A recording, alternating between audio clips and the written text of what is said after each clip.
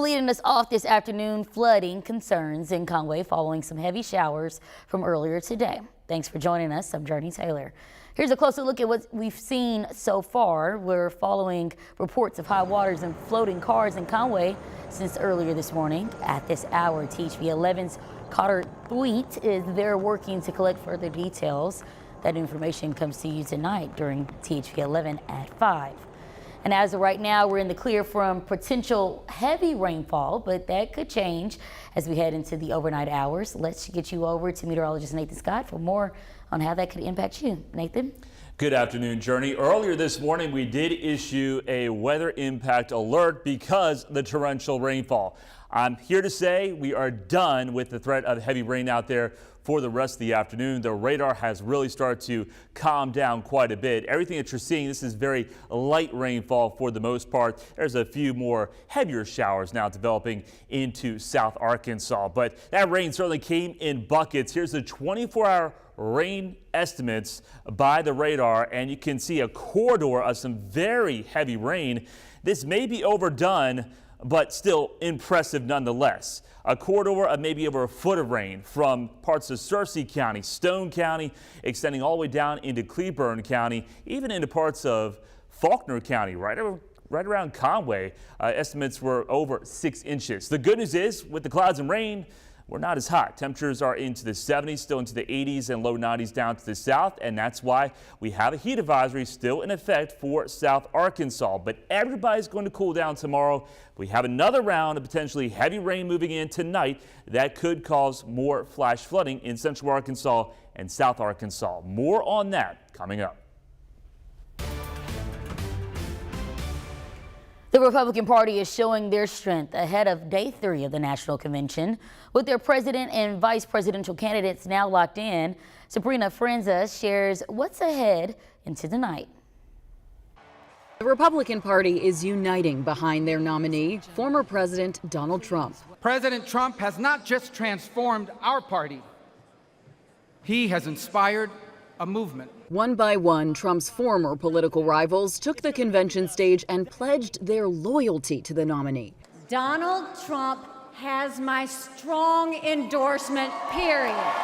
Former UN Ambassador Nikki Haley, who once called Trump unhinged, now says he's the best choice. If we have 4 more years of Biden or a single day of Harris, our country will be badly worse off.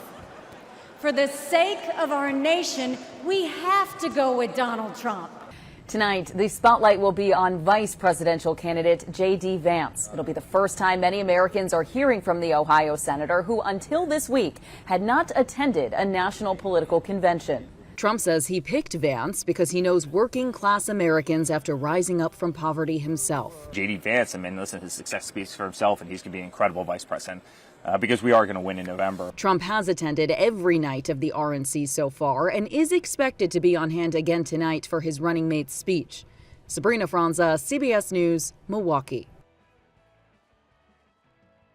And the Arkansas GOP has a heavy presence on the convention floor as all 40 delegates gave their support to former President Trump, solidifying him as the Republican presidential nominee.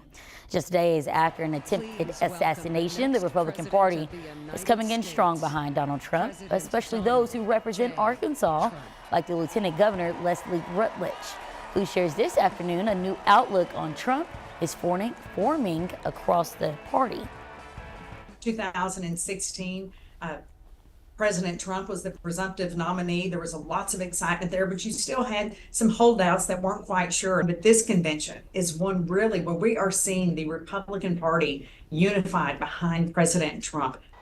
Former Arkansas Governor Asa Hutchinson is among those still on the fence about another Trump ticket, but says he's optimistic to see a new attitude from the president in light of recent events. Today, the group behind the proposed abortion amendment is suing the Secretary of State office after their ballot measure was dropped for what officials call a grave error. The question is it a technicality that should matter, that does matter, and that will matter? And we don't have the answer to at least some of those questions, and we'll have to wait and see. It's been over a week since the abortion ballot measure was tossed out, sparking immediate backlash from its leading group, Arkansas for Limited Government. The Secretary of State says the group failed to identify paid canvassers. Now, Arkansas for Limited Government remains adamant in their ability to get the job done. There are unfortunately varying, instructions on what one has to do. We have a handbook that's provided to us by the Secretary of State's office. That handbook is not consistent with Arkansas code. With the lawsuit now filed today, we're waiting to see what the court decides to do next.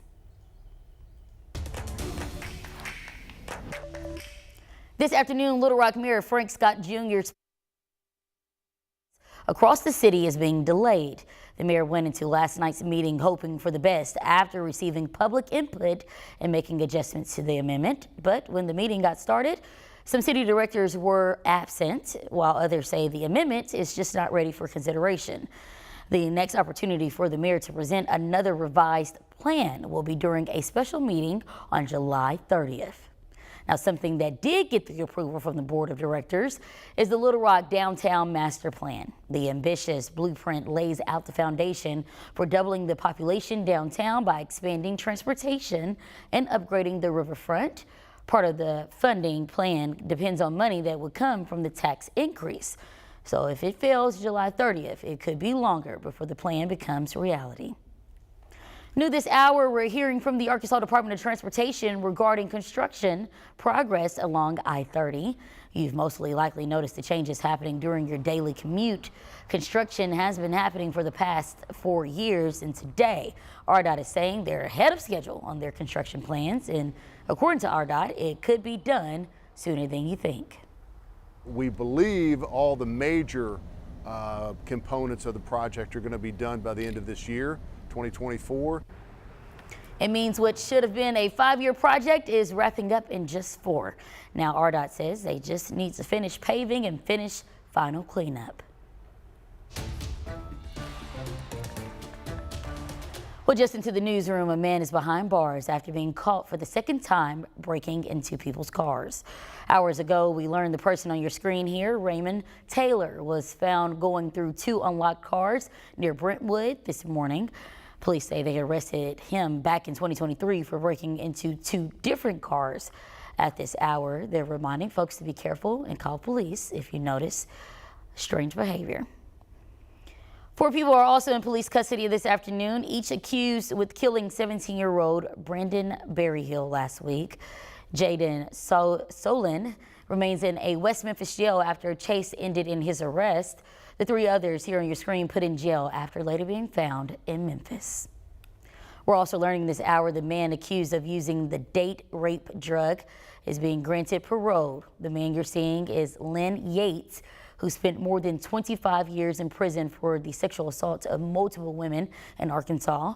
His parole conditions will force him to register as a sex offender, and he cannot have any contact with the victims.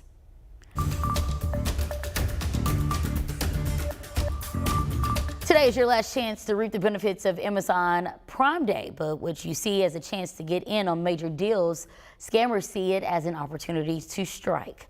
The Better Business Bureau is warning people to be on the lookout for traps, the smishing, scam, fake websites, phone calls, and all tricks scammers use to lure you in. To avoid taking the bait, experts say the ball is in your court, and all you need to do is avoid giving up any sensitive details.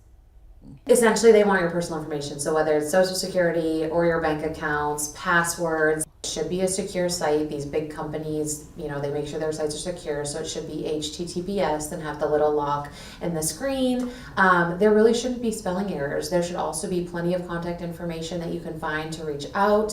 And an important reminder, most official places will not reach out to you demanding for your information.